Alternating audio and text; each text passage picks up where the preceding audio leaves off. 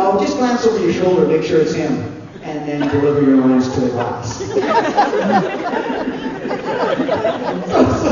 It's like, that's the line or something like, sort of the world's going to blow up in 15 seconds. And I'm just like this, here's footsteps, like, amazing. Oh, yeah, it's him. Sir, oh, yeah, it's the general, great. All right, just the person I want to talk to. World's going to blow up in 15 seconds. Oh, just stand there, we don't even make eye contact. But I'm in the chair, and same thing when I had to fly did you see the episode where I had to fly an Alcash? Yep. Did you see that one? That episode? What am I doing? In the chair. Looking through the glass. The Alcash. They just took my character and all the sort of pertinent stuff around me and just put me in all these different situations. Where can there be a chair and some glass? And not getting to talk to anybody. I remember just, I suddenly found myself in that episode going, oh my God, I'm flying an Alcash. What the hell? How did that happen? I remember I even said to them, I go, how do I get on board the ship? Do I go through the gate? No. What do you mean I don't? Well, how do I get there? Oh, you beam down and you're there. Just tell me that. I go, well, how do I know how to fly an Alcash? And they go, you just do.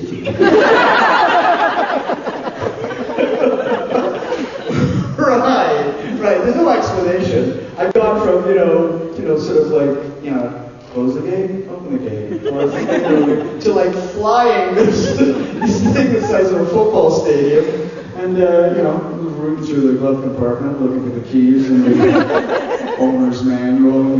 You're a proud owner of an Alcash 2000. Please refer to whatever. You should have X number of parts, and it was great too because then I got to fire the lasers, proton lasers, whatever those were. That was firing. They just said, look ahead, and just Andy Makita, the director. God, I had so much fun with Andy. He was great. He'd just be off to the side, and he'd be directing me through it because he'd be looking at the script, going, okay, you fired the torpedo, you hit something, you're happy, you're this, you're that, and he's like so I'm like listening to Andy as I'm working away, and I swear to God, if you ever watch that, you see that episode again. What was the title of that episode? Thank you. So if you ever see me in that episode, you got to know that what I'm looking at actually was, and I'm not lying, a teamster. Just eating a donut. Just off, leaning against the wall. Just drinking a coffee. I'm just like blowing up Teamsters. Blowing up Teamsters. I hit another Teamster. The Teamsters they shall not rule the world. It's hilarious. It's great. So I've been rambling on. Does anybody have any questions at this point? Oh, there's a question right there. Yes. You get the microphone? Well, I can hear you if you want. You can just, yeah.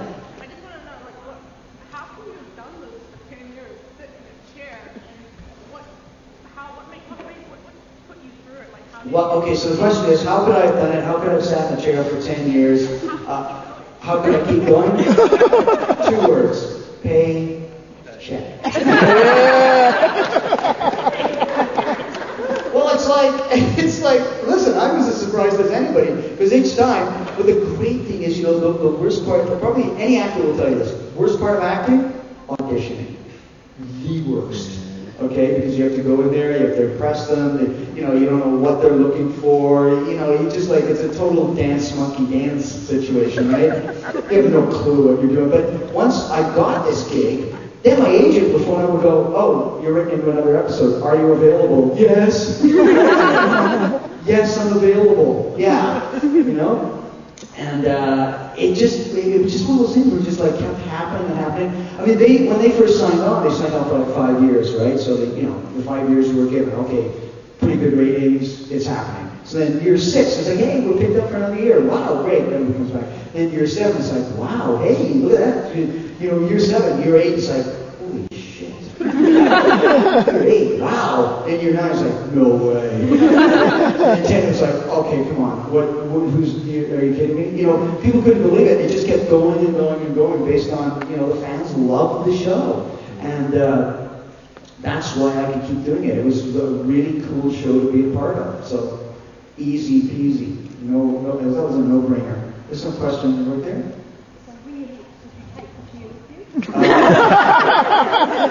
Did I take the chair with me? No. That chair was in no condition to go anywhere. The chair was all frayed and stinky. So I left it in the studio. It was, I didn't take the chair with me. But, I came back for the movies, and it's so weird, you know. It's like I wasn't, you know, the show ended, and months and months later, call back in, put my suit on, you know, walk into the control room, it's like, hello, friend. Just sitting there. How you doing? Yes, back there. Are we ever, and I mean ever, going to see the Furlings? The Furlings. Oh God. They weren't the real ones. No, they weren't the real ones. No, I don't think so. I don't think it's going to happen, sir. But interesting to know that you're planning your life around that. Interesting. Friends of this guy, take note. Going nowhere. Going nowhere. All right? Yes, ma'am. What was it like working on Dead Like Me? What was it like working on Dead Like Me? Yeah. Wow, a non-Stargate related question. Wow, just a second. Okay, Dead Like Me, that was, okay, I'll tell you why Dead Like Me. Did anybody else see that show? Oh, you're familiar with that show. Okay, great. So that episode, I'll tell you my little Dead Like Me story. My character gets killed from a spider bite. Right? Did you see that spider that crawled out of my shirt? Okay, so I read the script and it says the character gets killed by the bite of a black widow spider. Okay, that's in the script. Okay, anybody knows anything about spiders? Like black widow, one of the deadliest spiders in the world. So I read it and I go, yeah, whatever. You know, it's not going to be a black widow.